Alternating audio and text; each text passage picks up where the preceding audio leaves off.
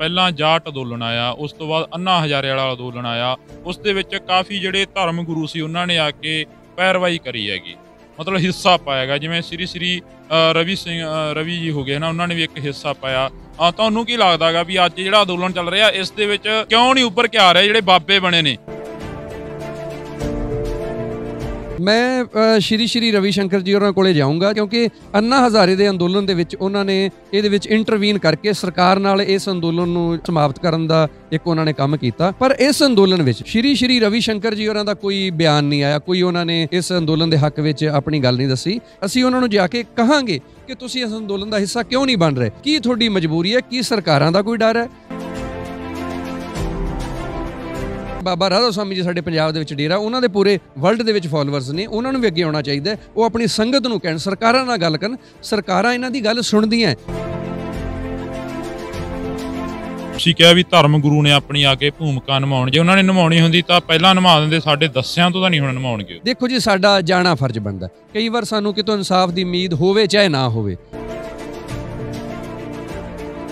ਦੀਪ ਸਿੱਧੂ ਵੀ ਇਹ ਚੀਜ਼ਾਂ ਦੀ ਗੱਲ ਕਰਦਾ ਸੀਗਾ ਵੀ ਯਾਰ ਖੁਦ ਮੁਖਤਿਆਰੀ ਚਾਹੀਦੀ ਆ ਪੰਜਾਬ ਨੂੰ, ਨਾ ਖੁਦ ਮੁਖਤਿਆਰੀ ਹੋਵੇ, ਪੰਜਾਬ ਕੋਲ, ਸਟੇਟ ਕੋਲ ਖੁਦ ਮੁਖਤਿਆਰੀ ਹੋਵੇ। ਤੇ ਫਿਰ ਸਾਡੇ ਆਪ ਦੀ ਉਹਦੇ ਦੁਸ਼ਮਣ ਬਣ ਗਏ, ਉਸ ਨੂੰ ਗਦਾਰ ਤੱਕ ਕਿਹਾ ਜਾਂਦਾ। ਕੀ ਲੱਗਦਾ ਗਾ ਵੀ ਇਦਾਂ ਦੀਆਂ ਚੀਜ਼ਾਂ, ਇਹ ਤਾਂ ਹੁਣ ਕਹਿ ਦਿੰਦੇ ਨੇ ਵੀ ਇੱਥੋਂ ਅਸੀਂ ਇਕੱਲੇ ਕਾਨੂੰਨ ਵਾਪਸ ਕਰਾਉਣ ਆਏ ਆਂਗੇ, ਜੇ ਅਸੀਂ ਖੁਦ ਮੁਖਤਿਆਰੀ ਦੀ ਗੱਲ ਕਰਾਂਗੇ ਤਾਂ ਉਹ ਸਾਡਾ ਹਿੱਸਾ ਹੀ ਨਹੀਂ ਹੋਏਗਾ। ਇਦਾਂ ਦੀਆਂ ਗੱਲਾਂ ਕਿਉਂ ਕਰ ਦਿੰਦੇ ਨੇ ਫਿਰ?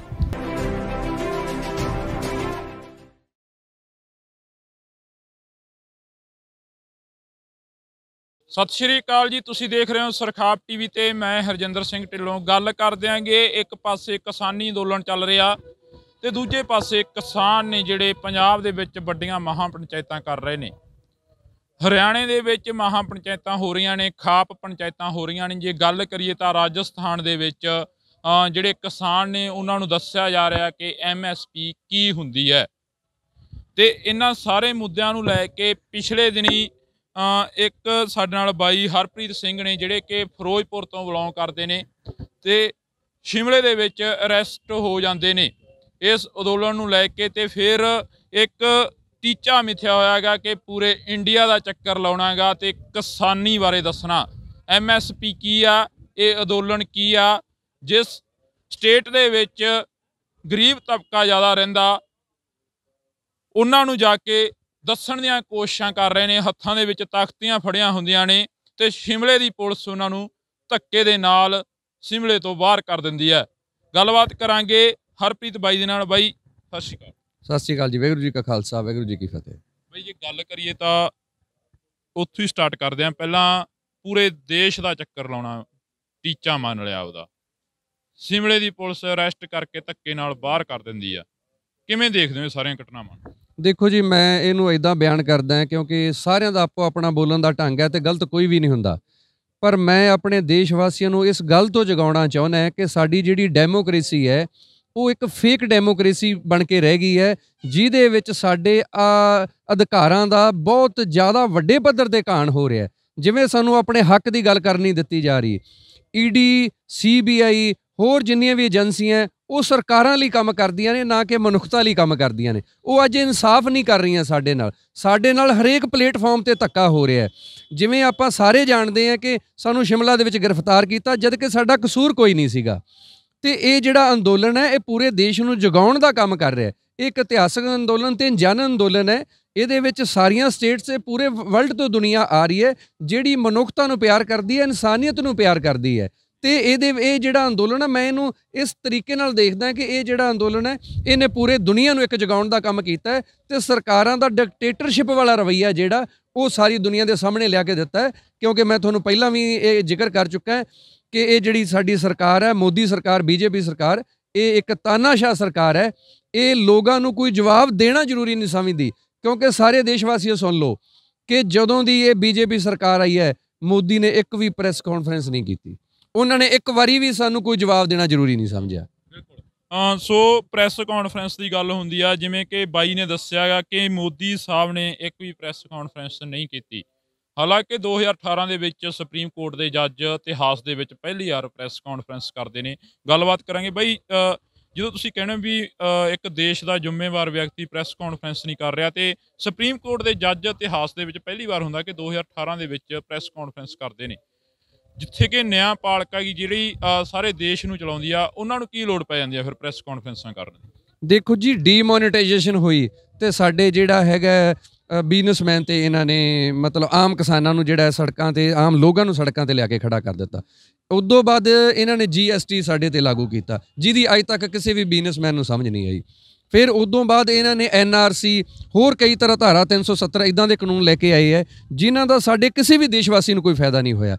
ਇਹ ਆਪਦੇ ਆਪ ਵਿੱਚ ਜਿਹੜੀ BJP ਸਰਕਾਰ ਆਈ ਹੈ, ਮੋਦੀ ਆਏ ਹੈ, ਇਹਨਾਂ ਨੇ ਸਾਡੇ ਦੇਸ਼ ਨਾਲ ਹਰੇਕ ਵਰਗ ਨਾਲ ਹਰੇਕ ਤਰੀਕੇ ਨਾਲ ਧੱਕਾ ਕੀਤਾ ਹੈ ਕਿ ਸਾਨੂੰ ਇਹ ਗੁਲਾਮ ਜਾਂ ਸਾਨੂੰ ਸਾਡੀ ਜਿਹੜੀ ਹੈਗੀ ਹੈ ਸਾਨੂੰ ਕਿਸ ਤਰੀਕੇ ਨਾਲ ਵੀ ਇਹ ਜਿਹੜਾ ਹੈਗਾ ਗੁਲਾਮੀ ਵੱਲ ਜਾ ਸਕਦੇ ਆ।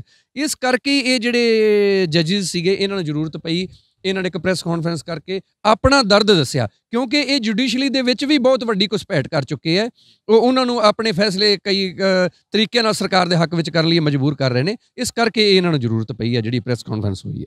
ਬਈ ਅੱਜ ਗੱਲ ਕਰਦੇ ਹਾਂ, ਅੰਦੋਲਨ ਚੱਲੇ ਹਨਾ, ਪਹਿਲਾਂ ਜਾਟ ਅੰਦੋਲਨ ਆਇਆ, ਉਸ ਤੋਂ ਬਾਅਦ ਅੰਨਾ ਹਜ਼ਾਰੇ ਵਾਲਾ ਅੰਦੋਲਨ ਆਇਆ, ਉਸ ਦੇ ਵਿੱਚ ਕਾਫੀ ਜਿਹੜੇ ਧਰਮ ਗੁਰੂ ਸੀ ਉਹਨਾਂ ਨੇ ਆ ਕੇ ਪੈਰਵਾਈ ਕਰੀ ਹੈਗੀ, ਮਤਲਬ ਹਿੱਸਾ ਪਾਇਆ ਹੈਗਾ, ਜਿਵੇਂ ਸ੍ਰੀ ਰਵੀ ਜੀ ਹੋ ਗਏ ਨਾ, ਉਹਨਾਂ ਨੇ ਵੀ ਇੱਕ ਹਿੱਸਾ ਪਾਇਆ। ਤੁਹਾਨੂੰ ਕੀ ਲੱਗਦਾ ਹੈਗਾ ਵੀ ਅੱਜ ਜਿਹੜਾ ਅੰਦੋਲਨ ਚੱਲ ਰਿਹਾ ਇਸ ਦੇ ਵਿੱਚ ਕਿਉਂ ਨਹੀਂ ਉੱਭਰ ਕੇ ਆ ਰਿਹਾ? ਜਿਹੜੇ ਬਾਬੇ ਬਣੇ ਨੇ, ਜਿਹੜੇ ਕਹਿੰਦੇ ਨੇ ਅਸੀਂ ਸੰਤ ਹਾਂ, ਅਸੀਂ ਸਮਾਜਿਕ ਹਾਂ, ਅਸੀਂ ਇਹ ਲੋਕਾਂ ਦਾ ਦਰਦ ਰੱਖਦੇ ਹਾਂ, ਉਹ ਕਿਉਂ ਨਹੀਂ ਉੱਭਰ ਕੇ ਸਾਹਮਣੇ ਆ ਰਹੇ?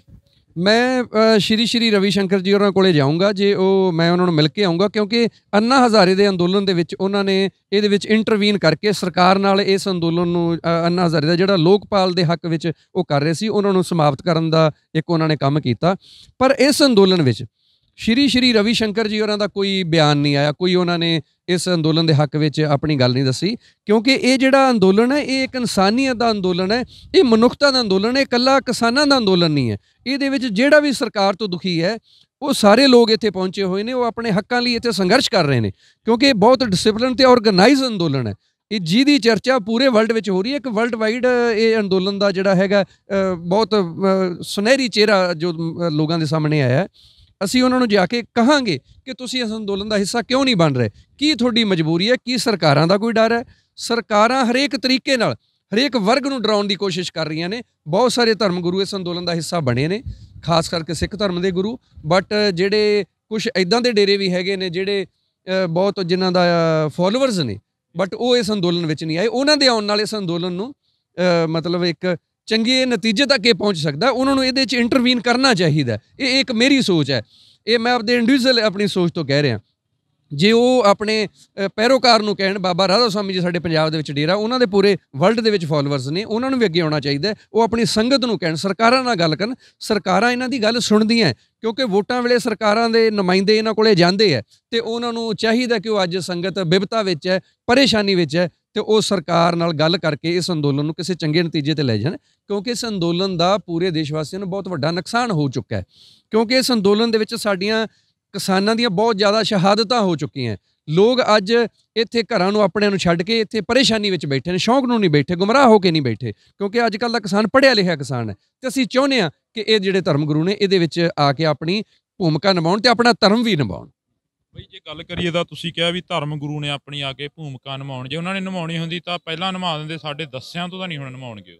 ਦੇਖੋ ਜੀ, ਸਾਡਾ ਜਾਣਾ ਫਰਜ਼ ਬਣਦਾ, ਕਈ ਵਾਰ ਸਾਨੂੰ ਕਿਤੋਂ ਇਨਸਾਫ ਦੀ ਉਮੀਦ ਹੋਵੇ ਚਾਹੇ ਨਾ ਹੋਵੇ, ਪਰ ਸਾਡਾ ਹੱਕ ਬਣਦਾ ਕਿ ਅਸੀਂ ਉਹਨਾਂ ਨੂੰ ਜਾ ਕੇ ਇੱਕ ਵਾਰ ਰਿਕੁਐਸਟ ਕਰੀਏ ਕਿ ਤੁਸੀਂ ਆ ਕੇ ਇਸ ਅੰਦੋਲਨ ਦੇ ਵਿੱਚ ਸਰਕਾਰ ਨਾਲ ਗੱਲ ਕਰੋ, ਤਾਂ ਜੋ ਜਿਹੜੀ ਟੁੱਟੀ ਹੋਈ ਗੱਲ ਹੈ ਰੀਸਟਾਰਟ ਹੋ ਸਕੇ। ਕਿਉਂਕਿ ਜਦੋਂ ਗੱਲ ਟੁੱਟ ਜਾਏਗੀ ਤਾਂ ਫਿਰ ਇਹਦਾ ਫੈਸਲਾ ਕਿੱਦਾਂ ਹੋਏਗਾ? ਇਹ ਦੇਸ਼ ਵਾਸੀਓ ਤੁਸੀਂ ਵੀ ਸੁਣੋ, ਜਦੋਂ ਸਰਕਾਰਾਂ ਕਿਸਾਨਾਂ ਨਾਲ ਗੱਲ ਹੀ ਨਹੀਂ ਕਰਨਗੀਆਂ, ਪਿਛਲੇ ਆਪਾਂ ਸਾਰੇ ਜਾਣਦੇ ਹਾਂ ਕਿ ਆਲਮੋਸਟ 2 ਮਹੀਨਿਆਂ ਤੋਂ ਉੱਪਰ ਦਾ ਸਮਾਂ ਹੋ ਚੁੱਕਿਆ, ਸਰਕਾਰਾਂ ਵੱਲੋਂ ਕੋਈ ਇਨਵੀਟੇਸ਼ਨ ਕਿਸਾਨਾਂ ਨੂੰ ਨਹੀਂ ਆਇਆ, ਤੇ ਸਰਕਾਰਾਂ ਸਾਡੀ ਵੈਲਫੇਅਰ ਵਾਸਤੇ ਹੁੰਦੀਆਂ ਨੇ, ਪਰ ਸਰਕਾਰਾਂ ਅੱਜ ਪੂੰਜੀਪਤੀਆਂ ਦੀ ਵੈਲਫੇਅਰ ਕਰ ਰਹੀਆਂ ਨੇ, ਤੇ ਉਹਨਾਂ ਨੂੰ ਜੇ ਕੋਈ ਗੱਲ ਚੱਲੇਗੀ ਤਾਂ ਕੋਈ ਸੋਲੂਸ਼ਨ ਨਿਕਲੇਗਾ। ਤਾਂ ਮੈਂ ਧਰਮ ਗੁਰੂਆਂ ਕੋਲੇ ਜਾਊਂਗਾ, ਉਹਨਾਂ ਨੂੰ ਬੇਨਤੀ ਕਰੂੰਗਾ ਕਿ ਉਹ ਸਰਕਾਰਾਂ ਨਾਲ ਗੱਲ ਕਰਨ, ਤਾਂ ਜੋ ਜਿਹੜੀ ਟੁੱਟੀ ਹੋਈ ਗੱਲ ਦੁਬਾਰਾ ਤੋਂ ਸਟਾਰਟ ਹੋਏ, ਤੇ ਇਹ ਜਿਹੜਾ ਅੰਦੋਲਨ ਹੈ, ਇਹ ਜਿਹੜੇ 3 ਕਾਲੇ ਕਾਨੂੰਨ ਹੈ, ਇਹ ਰਿਪੀਲ ਹੋ ਜਾਣ ਤੇ ਕਿਸਾਨ ਖੁਸ਼ੀ ਘਰ ਵਾਪਸ ਚਲੇ ਜਾਣ। ਬਈ ਜੇ ਗੱਲ ਕਰੀਏ ਤਾਂ ਤੁਸੀਂ ਕਿਹਾ ਵੀ ਰਿਪੀਲ ਹੋ ਜਾਣੇ ਕਾਲੇ ਕਾਨੂੰਨ ਨੇ ਜਿਹੜੇ ਬਣਾਏ ਹੋਏ ਨੇ, ਤੁਸੀਂ ਗੱਲ ਕਰ ਰਹੇ ਹੋ, ਪਰ ਰਾਜੇਵਾਲ ਸਾਹਿਬ ਵਰਗੇ ਏਡੇ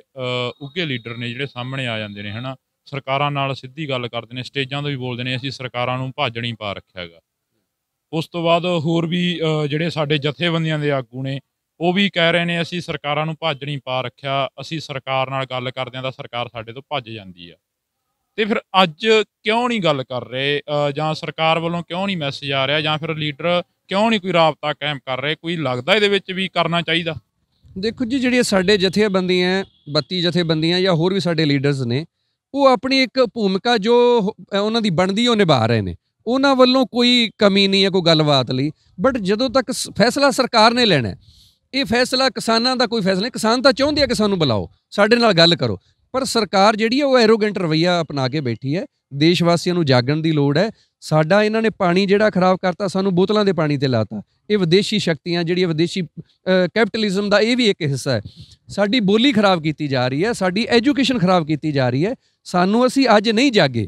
ਇਹ ਅੰਦੋਲਨ ਇਕੱਲਾ ਕਿਸਾਨਾਂ ਦਾ ਅੰਦੋਲਨ ਨਹੀਂ ਹੈ, ਇਹਦੇ ਵਿੱਚ ਇਹ ਵੀ ਮੁੱਦੇ ਹੈਗੇ ਆ। ਇਹ ਵੀ ਅਸੀਂ ਚਾਹੁੰਦੇ ਹਾਂ ਕਿ ਇਹ ਸਾਡੇ ਨਾਲ ਧੱਕੇ ਹੋ ਰਹੇ ਆ, ਪਰ ਮੈਂ ਚਾਹੁੰਦਾ ਕਿ ਸਾਰੇ ਲੋਕ ਜਾਗਣ। ਅਗਰ ਅੱਜ ਨਹੀਂ ਜਾਗੇ ਤਾਂ ਆਉਣ ਵਾਲੇ ਸਮੇਂ ਦੇ ਵਿੱਚ ਹਰੇਕ ਬੰਦਾ, ਹਰੇਕ ਘਰ ਦਾ ਬੱਚਾ ਇਹ ਸਰਕਾਰਾਂ ਦਾ, ਇਹ ਪੂੰਜੀਪਤੀਆਂ ਦਾ ਗੁਲਾਮ ਹੋਊਗਾ। ਤੇ ਸਰਕਾਰਾਂ ਦੀ ਜਿਹੜੀ ਨੀਂਦ ਇਹ ਕੁੰਭਕਰਨ ਦੀ ਸੁੱਤੇ ਹੋਏ ਨੇ, ਜੇਕਰ ਆਪਾਂ ਇਹਨਾਂ ਨੂੰ ਜਗਾਉਣਾ ਚਾਹੁੰਦੇ ਹਾਂ ਤਾਂ ਤੁਹਾਨੂੰ ਇਸ ਅੰਦੋਲਨ ਦਾ ਹਿੱਸਾ ਬਣਨਾ ਪਏਗਾ। ਕਿਉਂਕਿ ਘਰਾਂ 'ਚ ਨਾ ਬੈਠੋ, ਕਿਉਂਕਿ ਜਿਹੜਾ ਅੰਦੋਲਨ ਹੈ ਇਹ ਮਹੀਨਾ 2 ਮਹੀਨੇ 6 ਮਹੀਨੇ ਹੈ, ਪਰ ਸਾਰੀ ਉਮਰ ਅਸੀਂ ਕੰਮ ਕਰਨੇ ਆ। ਤੇ ਸਾਨੂੰ ਅੱਜ ਇਸ ਅੰਦੋਲਨ ਦਾ ਹਿੱਸਾ ਬਣਨਾ ਚਾਹੀਦਾ, ਕਿਉਂਕਿ ਅਸੀਂ ਆਉਣ ਵਾਲੇ ਸਮੇਂ, ਕਿਉਂਕਿ ਇਹ ਇਤਿਹਾਸਕ ਅੰਦੋਲਨ ਹੈ, ਤਾਂ ਅਸੀਂ ਇਹ ਜ਼ਿੰਦਗੀ ਵਿੱਚ ਆਦੇ ਤੇ ਪ੍ਰਾਊਡ ਫੀਲ ਕਰਾਂਗੇ ਕਿ ਅਸੀਂ ਇਸ ਅੰਦੋਲਨ ਦੇ ਵਿੱਚ ਹਿੱਸਾ ਬਣੇ ਸੀ। ਤੇ ਅਸੀਂ ਜੋ ਵੀ ਪੰਜਾਬ ਜਾਂ ਇੰਡੀਆ ਸਾਡਾ ਡੁੱਬ ਰਿਹਾ, ਜਿਹਨੂੰ ਸਰਕਾਰਾਂ ਜਾਂ ਇਹ ਪੂੰਜੀਪਤੀ ਡੋਬਣ ਦੀ ਕੋਸ਼ਿਸ਼ ਕਰ ਰਹੇ ਨੇ, ਕਿ ਅਸੀਂ ਉਹਨੂੰ ਬਚਾਉਣ ਦੇ ਵਿੱਚ ਇੱਕ ਰੋਲ ਨਿਭਾਇਆ, ਚਾਹੇ ਉਹ ਕਿਸੇ ਦਾ ਛੋਟਾ, ਚਾਹੇ ਉਹ ਕਿਸੇ ਦਾ ਵੱਡਾ। ਤੇ ਇਹ ਸਰਕਾਰਾਂ ਦਾ ਐਰੋਗੈਂਟ ਰਵੱਈਆ ਹੈ ਕਿ ਕਿਸਾਨਾਂ ਨਾਲੋਂ ਗੱਲ ਨਹੀਂ ਕਰ ਰਹੀਆਂ, ਸਾਡੇ ਲੀਡਰਸ ਨਾਲ ਗੱਲ ਨਹੀਂ ਕਰ ਰਹੀਆਂ। ਉਹਨਾਂ ਨੂੰ ਲੀਡਰਸ ਦੇ ਸਾਡੇ ਕਿਸਾਨਾਂ ਕੋਲੇ ਆਉਣਾ ਚਾਹੀਦਾ, ਕਿਉਂਕਿ ਕਿਸਾਨਾਂ ਨੇ ਉਹਨਾਂ ਨੂੰ ਇਸ ਤਖਤ ਤੇ ਬਿਠਾਇਆ, ਪਰ ਇਹ ਸਾਡੀ ਗੱਲ ਸੁਣਨ ਨੂੰ ਤਿਆਰ ਨਹੀਂ। ਕਿਸਾਨ ਤਾਂ ਚਾਹੁੰਦੇ ਆ ਕਿ MSP ਦੇ ਕਾਨੂੰਨ ਬਣੇ ਤੋਂ ਘਰ ਵਾਪਸ ਚਲੇ ਜਾਣ, ਪਰ ਸਰਕਾਰਾਂ ਦਾ ਇਹਦੇ ਤੇ ਬਿਲਕੁਲ ਨੈਗੇਟਿਵ ਤੇ ਬਹੁਤ ਜ਼ਿਆਦਾ ਮਿਸਬਿਹੇਵ ਵਾਲਾ ਰਵੱਈਆ ਸਾਡੇ ਲੀਡਰਸ ਨਾਲ ਵੀ। ਤੇ ਜਿਹੜੀ ਸੰਗਤ ਇੱਥੇ ਬੈਠੀ ਹੈ ਉਹਨਾਂ ਨੂੰ ਤਰ੍ਹਾਂ ਨਾਲ ਪਰੇਸ਼ਾਨ ਕੀਤਾ ਜਾ ਰਿਹਾ। ਬਹੁਤ ਇਲੀਗਲ ਤਰੀਕੇ ਨਾਲ ਇੱਥੇ ਅਨਸਰ ਭੇਜੇ ਜਾਂਦੇ ਆ, ਏਜੰਸੀਆਂ ਇਹਦੇ ਤੇ ਲੱਗੀਆਂ ਹੋਈਆਂ। ਅੰਦੋਲਨ ਕਿਵੇਂ ਟੁੱਟੇਗਾ? ਪਰ ਇਹ ਗੁਰੂਆਂ ਦੇ ਆਸਰੇ ਤੇ ਚੱਲ ਰਿਹਾ, ਇਹ ਟੁੱਟੇਗਾ ਨਹੀਂ, ਇਹ ਜਦੋਂ ਤੱਕ 3 ਕਾਲੇ ਕਾਨੂੰਨ ਵਾਪਸ ਨਹੀਂ ਹੁੰਦੇ। ਬਈ ਇੱਕ ਆਖਰ ਦੇ ਵਿੱਚ ਸਵਾਲ ਆ ਜਾਂਦਾ ਗਾ, ਤੁਸੀਂ ਕਿਹਾ ਵੀ MSP ਮਿਲ ਜੂਗੀ, MSP ਲੈ ਕੇ ਜਿਹੜੇ ਕਾਨੂੰਨ ਨੇ ਉਹ ਰੱਦ ਹੋ ਜਾਣੇ, ਰਿਪੀਲ ਹੋ ਜਾਣਗੇ, ਵਾਪਸ ਹੋ ਜਾਣਗੇ, ਹੈ ਨਾ, ਵੀ ਫਿਰ ਜਿਹੜੇ ਕਿਸਾਨ ਨੇ ਉਹ ਘਰਾਂ ਨੂੰ ਜਾਣਗੇ, ਖੁਸ਼ੀ ਹੋਣਗੇ। ਪਰ ਇਸ ਤੋਂ ਪਹਿਲਾਂ ਜਦੋਂ ਕਾਲੇ ਕਾਨੂੰਨ ਦਾ ਜਿਨ੍ਹਾਂ ਨੂੰ ਤੁਸੀਂ ਨਾਂ ਦਿੰਦੇ ਹੋ, ਜਿਹੜੇ ਇਹ ਕਾਨੂੰਨ ਬਣਾਏ ਨੇ, ਇਹਨਾਂ ਤੋਂ ਪਹਿਲਾਂ ਵੀ ਤਾਂ ਲੋਕ ਫਾਹੇ ਲੈ ਰਹੇ ਸੀ, ਖੁਦਕੁਸ਼ੀਆਂ ਕਰ ਰਹੇ ਸੀ। ਤੇ ਕੀ ਲੱਗਦਾ ਵੀ ਜੇ MSP ਮਿਲ ਗਈ ਸਾਨੂੰ, ਕੀ ਇਹ ਕਾਨੂੰਨ ਵਾਪਸ ਹੋ ਗਏ ਤਾਂ ਕਿਸਾਨ ਸੌਖਾ ਹੋ ਜਾਏਗਾ? ਦੇਖੋ ਜੀ, ਕਿਸਾਨ ਪਹਿਲਾਂ ਵੀ ਪਰੇਸ਼ਾਨ ਸੀ ਤੇ ਕਿਸਾਨ ਗਾਂ ਵੀ ਸਰਕਾਰਾਂ ਦਾ ਜੋ ਰਵੱਈਆ ਉਹਦੇ ਨਾਲ ਪਰੇਸ਼ਾਨ ਹੀ ਰਹਿਣਾ। ਬਟ ਇੱਕ ਟੈਂਪਰੇਰੀ ਕਹਿ ਲਓ, ਇੱਕ ਛੋਟਾ ਰਿਲੀਫ ਜ਼ਰੂਰ ਸਾਨੂੰ ਮਿਲੇਗਾ ਸਾਡੇ ਕਿਸਾਨਾਂ ਨੂੰ, ਕਿਉਂਕਿ ਕਿਸਾਨ ਤਾਂ ਪਹਿਲਾਂ ਵੀ ਕਰਜ਼ੇ 'ਚ ਡੁੱਬਿਆ ਹੋਇਆ। ਕਿ ਸਰਕਾਰਾਂ ਜਿਹੜੀਆਂ ਨੇ ਇਹ ਵੀ ਦੇਸ਼ ਵਾਸੀ ਜ਼ਰੂਰ ਗੱਲ ਨੂੰ ਸੁਣ ਲੈਣ। ਬਹੁਤ ਇੱਕ ਅਹਿਮ ਗੱਲ ਹੈ, ਪੂੰਜੀਪਤੀਆਂ ਦੇ, ਅਡਾਨੀਆਂ ਬਾਨੀਆਂ ਦੇ ਤੇ ਹੋਰ ਘਰਾਣਿਆਂ ਦੇ ਕਰਜ਼ੇ ਵੇਵ ਆਫ ਕੀਤੇ ਜਾਂਦੇ ਆ, ਮਾਫ ਕੀਤੇ ਜਾਂਦੇ ਆ, ਪਰ ਕਿਸਾਨਾਂ ਤੇ ਸਿਰਫ 2.5 ਲੱਖ ਦਾ 2 ਲੱਖ ਤੇ 45,000 ਦੇ ਕਰੀਬ ਕਰਜ਼ਾ ਹੈ, ਉਹ ਨਹੀਂ ਮਾਫ ਕੀਤਾ ਜਾ ਰਿਹਾ। ਤੇ ਇਹ ਜਿਹੜਾ ਪੇ ਕਮਿਸ਼ਨ, 7 ਪੇ ਕਮਿਸ਼ਨ ਹੈ ਜੋ ਇਹਨਾਂ ਨੇ ਜੋਬ ਵਾਲਿਆਂ ਨੂੰ ਦੇਣਾ, ਉਹਦੇ ਨਾਲ ਸਾਡੀ ਸਰਕਾਰ ਤੇ 5 ਲੱਖ ਕਰੋੜ ਦਾ ਜਿਹੜਾ ਬੋਝ ਪੈਣਾ ਹੈ। ਅਸੀਂ ਨਹੀਂ ਕਹਿੰਦੇ ਉਹਨਾਂ ਨੂੰ ਨਾ ਦੇਣ, ਪਰ ਇਹ ਕਿਸਾਨਾਂ ਦੇ ਵੀ ਕਰਜ਼ੇ ਮਾਫ ਹੋਣੇ ਚਾਹੀਦੇ ਨੇ। ਸਰਕਾਰਾਂ ਨੂੰ ਕਿਸਾਨਾਂ ਦੇ ਪ੍ਰਤੀ ਵੀ ਆਪਣਾ ਇੱਕ ਪੋਜ਼ਿਟਿਵ ਤੇ ਇੱਕ ਰਿਸਪੌਂਸਿਬਿਲਿਟੀ ਵਾਲਾ ਰੋਲ ਪਲੇ ਕਰਨਾ ਚਾਹੀਦਾ, ਜੋ ਨਹੀਂ ਕਰ ਰਹੀਆਂ। ਤੇ ਇਹ MSP ਦੀ ਜਿਹੜੀ ਤੁਸੀਂ ਗੱਲ ਕੀਤੀ ਸੀ, MSP ਨਾਲ ਸਾਡੇ ਕਿਸਾਨਾਂ ਨੂੰ ਜ਼ਰੂਰ ਰਿਲੀਫ ਮਿਲੇਗਾ। ਤੇ ਕਿਸਾਨ ਚਾਹੁੰਦੇ ਆ ਕਿ ਜਿਹੜੇ MSP ਐਜ਼ ਇਟ ਇਜ਼ ਰਹਿਣੀ ਚਾਹੀਦੀ ਹੈ, ਤੇ ਇਹ ਕਾਨੂੰਨ ਦੇ ਅੰਦਰ ਆਉਣੀ ਚਾਹੀਦੀ ਹੈ। ਜੇ ਇਦੋਂ ਘੱਟ ਕੋਈ ਖਰੀਦਦਾ ਹੈ ਤਾਂ ਉਹਦੇ 'ਤੇ ਕਾਨੂੰਨੀ ਕਾਰਵਾਈ ਹੋਣੀ ਚਾਹੀਦੀ ਹੈ। ਤੇ ਮੈਂ ਇਹ ਵੀ ਦੇਸ਼ ਵਾਸੀਆਂ ਨੂੰ ਦੱਸ ਦੇਣਾ ਚਾਹੁੰਦਾ, ਜਿਹੜੇ ਕੋਈ ਇਸ ਅੰਦੋਲਨ ਨਾਲ ਨਹੀਂ ਜੁੜੇ ਹੋਏ, ਕਿਸਾਨ ਬਿਲਕੁਲ ਐਰੋਗੈਂਟ ਨਹੀਂ, ਉਹ ਸ਼ਰੀਫ ਤੇ ਭੋਲਾ ਬੰਦਾ ਹੈ। ਉਹ ਇੱਕ ਆਪਦੀ ਇੱਥੇ ਹੰਕਾਰ ਲੈ ਕੇ ਨਹੀਂ ਆਇਆ, ਉਹ ਆਪਦਾ ਇੱਥੇ ਪਿਆਰ ਵੰਡਣ ਲਈ ਆਇਆ, ਦੁਨੀਆ ਨੂੰ ਦੱਸਣ ਲਈ ਆਇਆ ਕਿ ਅਸੀਂ ਪਰੇਸ਼ਾਨ ਹਾਂ, ਸਾਡੇ ਬੱਚੇ ਪਰੇਸ਼ਾਨ ਨੇ, ਅਸੀਂ ਪਹਿਲਾਂ ਕਰਜ਼ੇ ਵਿੱਚ ਤਾਂ ਸਰਕਾਰ ਸਾਨੂੰ ਹੋਰ ਪੂੰਜੀਪਤੀਆਂ ਦਾ ਜਿਹੜਾ ਹੈਗਾ ਸ਼ੋਸ਼ਣ ਦਾ ਸ਼ਿਕਾਰ ਕਰੇਗੀ, ਐਕਸਪਲੋਇਟ ਕਰਨਗੇ ਸਾਨੂੰ ਉਹ। ਤੇ ਅਸੀਂ ਚਾਹੁੰਦੇ ਹਾਂ ਕਿ ਇਹ ਜਿਹੜੇ ਕਾਨੂੰਨ ਨੇ ਜਲਦੀ ਤੋਂ ਜਲਦੀ ਰਿਪੀਲ ਹੋਣੇ ਚਾਹੀਦੇ ਨੇ, ਇਹਦਾ ਬੈਨੀਫਿਟ ਕਿਸਾਨਾਂ ਨੂੰ ਜ਼ਰੂਰ ਹੋਏਗਾ। ਬਈ ਗੱਲ ਕਰੀ ਸੀ ਤੁਸੀਂ ਇੱਕ ਵਿੱਚ ਦੀ ਵੀ ਯਾਰ ਪੰਜਾਬ ਦੇ ਹੋਰ ਵੀ ਮੁੱਦੇ ਨੇ, ਪੰਜਾਬੀ ਮਾਂ ਬੋਲੀ ਦਾ ਮੁੱਦਾ ਗਾ, ਹੋਰ ਜੇ ਗੱਲ ਕਰੀਏ ਤਾਂ ਖੁਦ ਮੁਖਤਿਆਰੀ ਨੂੰ ਲੈ ਕੇ ਵੀ ਤੁਸੀਂ ਵਿੱਚ ਦੀ ਜਵਾਬ ਦਿੱਤਾ ਸੀਗਾ ਵੀ ਪੰਜਾਬ ਦੇ ਯਾਰ ਕਾਨੂੰਨਾਂ ਤੋਂ ਹਟ ਕੇ ਵੀ ਮੁੱਦੇ ਹੈਗੇ ਨੇ। ਪਰ ਜੇ ਗੱਲ ਕਰੀਏ ਤਾਂ ਦੀਪ ਸਿੱਧੂ ਵੀ ਇਹ ਚੀਜ਼ਾਂ ਦੀ ਗੱਲ ਕਰਦਾ ਸੀਗਾ ਵੀ ਯਾਰ ਖੁਦ ਮੁਖਤਿਆਰੀ ਚਾਹੀਦੀ ਆ ਪੰਜਾਬ ਨੂੰ, ਨਾ ਖੁਦ ਮੁਖਤਿਆਰੀ ਹੋਵੇ ਪੰਜਾਬ ਕੋਲ, ਸਟੇਟ ਕੋਲ ਖੁਦ ਮੁਖਤਿਆਰੀ ਹੋਵੇ। ਤੇ ਫਿਰ ਸਾਡੇ ਆਪ ਦੀ ਉਹਦੇ ਦੁਸ਼ਮਣ ਬਣ ਗਏ, ਉਸਨੂੰ ਗਦਾਰ ਤੱਕ ਕਿਹਾ ਜਾਂਦਾ। ਕੀ ਲੱਗਦਾ ਗਾ ਵੀ ਇਦਾਂ ਦੀਆਂ ਚੀਜ਼ਾਂ, ਇਹ ਤਾਂ ਹੁਣ ਕਹਿ ਦਿੰਦੇ ਨੇ ਵੀ ਇੱਥੋਂ ਅਸੀਂ ਇਕੱਲੇ ਕਾਨੂੰਨ ਵਾਪਸ ਕਰਾਉਣ ਆਏ ਆਂਗੇ, ਜੇ ਅਸੀਂ ਖੁਦ ਮੁਖਤਿਆਰੀ ਦੀ ਗੱਲ ਕਰਾਂਗੇ ਤਾਂ ਉਹ ਸਾਡਾ ਹਿੱਸਾ ਹੀ ਨਹੀਂ ਹੋਏਗਾ। ਇਦਾਂ ਦੀਆਂ ਗੱਲਾਂ ਕਿਉਂ ਕਰ ਦਿੰਦੇ ਨੇ ਫਿਰ? ਦੇਖੋ ਜੀ, ਜਿਹੜੇ ਦੀਪ ਸਿੱਧੂ ਦੁਆਰਾ ਮੁੱਦੇ ਉਠਾਏ ਜਾ ਰਹੇ ਨੇ ਬਹੁਤ ਅਹਿਮ ਮੁੱਦੇ ਨੇ। ਉਹ ਸਾਡੇ ਲੋਕਾਂ ਦੇ ਜਿਹੜੇ ਨੇ ਸਾਡੇ ਨਾਲ ਜੁੜੇ ਹੋਏ ਨੇ। ਜਿਵੇਂ ਪਾਣੀਆਂ ਦਾ ਮੁੱਦਾ, ਸਾਡੀ ਬੋਲੀ ਦਾ ਮੁੱਦਾ, ਜਿਵੇਂ ਕਿ ਸਾਡੇ ਗੁਰੂਆਂ ਦੇ ਇਤਿਹਾਸ ਨਹੀਂ ਪੜ੍ਹਾਏ ਜਾ ਰਹੇ ਬੱਚਿਆਂ ਨੂੰ, ਉਹ ਦਰਕਿਨਾਰ ਕਰ ਦਿੱਤੇ ਇਹਨਾਂ ਨੇ। ਹੋਰ ਜਿਹੜੀਆਂ ਸਾਨੂੰ, ਜਿਹੜੇ ਪੰਜਾਬੀਆਂ ਨੂੰ ਸਾਡੇ ਰਾਈਟਸ ਨੇ ਉਹ ਨਹੀਂ ਮਿਲ ਰਹੇ। ਹੋਰ ਕਈ ਚੀਜ਼ਾਂ ਹੈਗੀਆਂ ਨੇ ਜਿਹੜੀਆਂ ਸਾਡੇ ਨਾਲ ਮਤਰੇਈ ਮਾਂ ਵਾਲਾ ਰਵੱਈਆ ਅਪਣਾਇਆ ਜਾ ਰਿਹਾ ਸੈਂਟਰ ਸਰਕਾਰ ਦੁਆਰਾ। ਉਹ ਮੁੱਦਿਆਂ ਨਾਲ ਮੈਂ ਬਿਲਕੁਲ ਦੀਪ ਸਿੱਧੂ ਹੋਰਾਂ ਨਾਲ ਸਹਿਮਤ ਹਾਂ। ਬਟ ਕਈ ਵਾਰ ਹੁੰਦਾ ਕਿ ਇਹ ਜਿਹੜਾ ਅੰਦੋਲਨ ਹੈ ਇਹ ਪਿਓਰਲੀ ਕਿਸਾਨੀ ਦਾ ਅੰਦੋਲਨ ਹੈ। ਇਹਦੇ ਵਿੱਚ ਹੋਰ ਚੀਜ਼ਾਂ ਨੂੰ ਅਗਰ ਮਿਕਸ ਕਰਾਂਗੇ ਫਿਰ ਕੋਈ ਕਿਸੇ ਹੋਰ ਸਟੇਟ ਵਾਲੇ ਆਪਦਾ ਇੱਕ ਲੈ ਕੇ ਆ ਜਾਣਗੇ ਵੀ ਸਾਡਾ ਇਹ ਏਜੰਡਾ ਹੈ ਜੀ, ਤੇ ਰਾਜਸਥਾਨ ਵਾਲੇ ਆਪਣੀ ਪ੍ਰੋਬਲਮ, ਯੂਪੀ ਵਾਲਿਆਂ ਦੀ ਆਪਣੀਆਂ ਪ੍ਰੋਬਲਮਸ ਨੇ। ਇਸ ਕਰਕੇ ਇਹ ਫਿਰ ਅੰਦੋਲਨ ਦਾ ਰੂਪ ਬਦਲ ਜਾਏਗਾ। ਇਸ ਕਰਕੇ ਮੁੱਦੇ ਉਹਨਾਂ ਦੇ ਠੀਕ ਨੇ, ਟਾਈਮਿੰਗ ਸ਼ਾਇਦ ਗਲਤ ਹੈ ਜੀ। ਬਈ ਤੁਸੀਂ ਕਿਹਾ ਵੀ ਰਾਜਸਥਾਨ ਵਾਲੇ ਆਪਣਾ ਏਜੰਡਾ ਲੈ ਕੇ ਆ ਜਾਣਗੇ, ਯੂਪੀ ਵਾਲੇ ਆਪਣਾ ਲੈ ਕੇ ਆ ਜਾਣਗੇ, ਪਰ ਜੇ ਗੱਲ ਕਰੀਏ ਤਾਂ ਇਹ 1984 ਤੋਂ ਵੀ ਪਹਿਲਾਂ ਦੀਆਂ ਗੱਲਾਂ ਨੇ। 1947 ਦੇ ਵਿੱਚ ਵਾਅਦੇ ਕਰਕੇ ਮੁੱਕਰ ਗਏ ਸੀ ਪੰਜਾਬ ਨਾਲ ਵੀ ਤੁਹਾਨੂੰ ਆਹ ਅਸੀਂ ਦੇ ਦਿਆਂਗੇ, ਇੰਨਾ ਕੁਛ ਅਸੀਂ ਪੰਜਾਬ ਨੂੰ ਦੇ ਦਿਆਂਗੇ, ਫਿਰ ਵੀ ਮੁੱਕਰ ਜਾਂਦੀਆਂ ਨੇ ਸਰਕਾਰਾਂ। ਕਿਉਂ ਹੁੰਦਾ ਗਾ ਇਹ? ਆਖਰ ਪੰਜਾਬ ਨਾਲ ਹੀ ਧੱਕਾ ਕਿਉਂ ਹੁੰਦਾ? ਇਹ ਇੱਕ ਵੱਡਾ ਸਵਾਲ ਖੜਾ ਹੋ ਜਾਂਦਾ ਗਾ। ਦੇਖੋ ਜੀ, ਜਿਹੜਾ ਪੰਜਾਬ ਹੈ ਉਹ ਜੀਓਗ੍ਰਾਫਿਕਲੀ ਇੱਦਾਂ ਦੀ ਹੈਗਾ ਥਾਂ 'ਤੇ ਜਿਹਨੂੰ ਪਹਿਲਾਂ ਮੁਸਲਿਮ ਨਾਲ ਲੜਦੇ ਰਹੇ ਸਿੱਖ ਆਪਣੇ, ਫਿਰ ਇਹ ਲੜਦੇ ਰਹੇ ਜੀ ਆਪਣੇ ਅੰਗਰੇਜ਼ਾਂ ਨਾਲ, ਤੇ ਹੁਣ ਸਰਕਾਰਾਂ ਨਾਲ ਲੜ ਰਹੇ ਨੇ। ਸਰਕਾਰ ਪੰਜਾਬ ਨੂੰ ਹਰੇਕ ਤਰੀਕੇ ਨਾਲ ਮਤਲਬ ਕਮਜ਼ੋਰ ਕਰਨਾ ਚਾਹੁੰਦੀ ਹੈ, ਚਾਹੇ ਉਹ ਆਰਥਿਕ ਤੌਰ 'ਤੇ ਹੋਏ, ਉਹ ਜੀਓਗ੍ਰਾਫਿਕਲੀ ਤੌਰ 'ਤੇ ਹੋਏ। ਜਿਵੇਂ ਸਾਡੇ ਜੋ ਹਰਿਆਣਾ ਕੱਢ ਦਿੱਤਾ, ਹਿਮਾਚਲ ਕੱਢ ਦਿੱਤਾ, ਜੋ ਕਿ ਇੱਕ ਸਾਡੇ ਨਾਲ ਵੱਡਾ ਧੱਕਾ ਸੀ। ਇਹ ਦੀਪ ਸਿੱਧੂ ਦਾ ਵੀ ਸ਼ਾਇਦ ਉਹੀ ਪੁਆਇੰਟਸ ਨੇ ਜਿਹੜੇ ਮੈਂ ਇਹਦੇ 'ਚ ਡਿਸਕਸ ਕਰ ਰਿਹਾ। ਤੇ ਇਹ ਸਰਕਾਰਾਂ ਦਾ ਇੱਕ, ਸ਼ਾਇਦ ਜਿਹੜੀ ਵੀ ਸਰਕਾਰ ਆਊਗੀ ਉਹ ਕੱਲੀ ਬੀਜੇਪੀ ਨਹੀਂ, ਚਾਹੇ ਇਹ ਤੋਂ ਬਾਅਦ ਕੋਈ ਹੋਰ ਆਊਗੀ, ਇਹ ਤੋਂ ਪਹਿਲਾਂ ਵੀ ਸੀਗੀਆਂ ਸਰਕਾਰਾਂ, ਸਾਰੀਆਂ ਸਰਕਾਰਾਂ ਨੇ ਧੱਕਾ ਕੀਤਾ ਹੈ। ਤੇ ਅਸੀਂ ਸ਼ਾਇਦ ਅੱਜ ਸਾਡੀ ਹਾਲਤ ਵੀ ਤਾਂ ਹੀ ਤਰਸਯੋਗ ਹੈ। ਬਟ ਇਹ ਗੁਰੂਆਂ ਦੀ ਧਰਤੀ ਹੈ, ਇਹ ਹਮੇਸ਼ਾ ਜਾਗਦੀ ਜ਼ਮੀਰ ਵਾਲੇ ਲੋਕ ਹੈ, ਇਹ ਹਮੇਸ਼ਾ ਹੀ ਅੱਗੇ ਸੀ ਤੇ ਅੱਗੇ ਰਹਿਣਗੇ ਜੀ। ਇਹ ਸਰਕਾਰਾਂ ਤਾਂ ਆਉਂਦੀਆਂ ਜਾਂਦੀਆਂ ਰਹਿਣਗੀਆਂ, ਪਰ ਇਹ ਜਿਹੜਾ ਸਾਡਾ ਜਿਹੜਾ ਹੈਗਾ ਮਨੋਬਲ ਨਹੀਂ ਜਿਹੜਾ ਸਾਡਾ ਤੋੜ ਸਕਦੇ, ਕਿਉਂਕਿ ਸਾਡੇ ਗੁਰੂ ਉਹ ਇੱਕ ਸਵਾ ਲੱਖ ਨਾਲ ਲੜ ਗਏ ਜੀ। ਤੇ ਫਿਰ ਅਸੀਂ ਮਤਲਬ ਸੰਤਾਨ ਆਫਟਰ ਆਲ ਉਹਨਾਂ ਦੀਆਂ ਜੀ, ਤੇ ਸਾਨੂੰ ਇਹਨਾਂ ਤੋਂ ਪਰਵਾਹ ਨਹੀਂ, ਪਰ ਸੰਘਰਸ਼ ਸਾਡਾ ਜਾਰੀ ਰਹੂਗਾ। ਜਿੱਤ ਵੀ ਸਾਡੀ ਪੱਕੀ ਹੈ। ਤੇ ਜਿਹੜੇ ਤੁਸੀਂ ਮੁੱਦਿਆਂ ਨੂੰ ਬਾਕੀ ਗੱਲ ਕੀਤੀ, ਉਹ ਮੁੱਦੇ ਹੈਗੇ ਨੇ, ਬਟ ਫਿਰ ਅਗਰ ਸਾਰੇ ਮੁੱਦੇ ਇੱਥੇ ਲੈ ਕੇ ਆਵਾਂਗੇ ਤਾਂ ਸ਼ਾਇਦ ਇਹ ਰਿਜ਼ਲਟ ਤੱਕ ਨਹੀਂ ਅਸੀਂ ਪਹੁੰਚ ਪਾਵਾਂਗੇ। ਧੰਨਵਾਦ ਜੀ।